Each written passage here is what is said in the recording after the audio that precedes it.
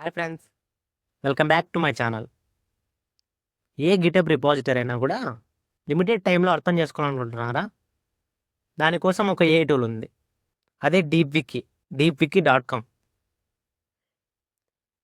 ఇందులో మీకు సంబంధించిన ఏ గిటబ్ రిపాజిటరీ అయినా కూడా లిమిటెడ్ టైంలో అర్థం చేసుకోవచ్చు. అది ఎలా అంటే, మీ గిటబ్ రిపాజిటరీని ఇక్కడ ఇండెక్సింగ్ చేయాలి.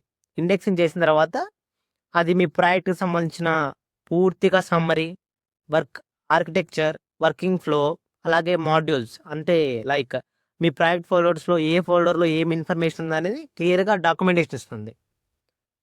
ఇది ఈ టూల్కి సంబంధించి డైరెక్ట్గా ఓపెన్ చేసి చూపిస్తాను అది ఎలా డాక్యుమెంటేషన్ అనేది ఇస్తుంది అనేది. దానికోసం మీ గిటబ్ రిపాజిటరీ ఓపెన్ చేయాలి. నేను నా గిటబ్ రిపాజిటరీ ఓపెన్ చేస్తాను. ఇక్కడ గిటబ్ అని ఉంది కదా, అది ఎరేజ్ చేసి డీప్ వికీ అని ఇవ్వాలి. డీప్ వికీ అని ఎంటర్ చేయాలి. నేను ఆల్రెడీ ఇండెక్సింగ్ చేసుకున్నాను కాబట్టి నాకు డైరెక్ట్ ఇచ్చేసింది. మీరు కొత్త యూజర్ అయితే మీరు ఇండెక్సింగ్ చేసుకోవాలి పక్కా. ఇలా డాక్యుమెంటేషన్ ఇస్తుంది. విత్ ఇంక్లూడ్ సమ్మరీ, ప్రాజెక్ట్ యొక్క architecture, modules and working flow క్లియర్గా ఇస్తుంది. ఇది ఎలా యూజ్ అవుతుందంటే, కొన్ని ప్రాజెక్ట్ రెపోస్కి డాక్యుమెంటేషన్ అస్సలు ఉండదు. అలాంటప్పుడు ఆ ప్రాజెక్ట్ అనేది అర్థం చేసుకోవడానికి ఇబ్బంది కదా. సో అలాంటప్పుడు ఈ డాక్యుమెంటేషన్ టూల్ అనేది చాలా యూజ్ అవుతుంది స్టూడెంట్స్కి.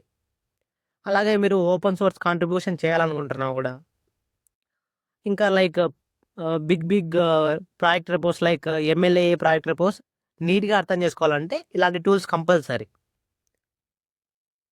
సో ఇది స్టూడెంట్స్కి చాలా యూస్ఫుల్ టూల్.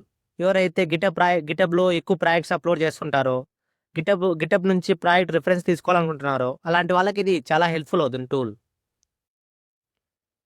సో ఈ వీడియో మీకు యూస్ఫుల్ అనిపిస్తే ఈ వీడియోని లైక్ చేయండి, నా ఛానల్ని సబ్స్క్రైబ్ చేయండి.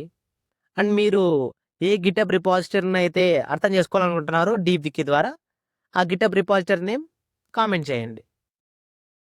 Thanks for watching.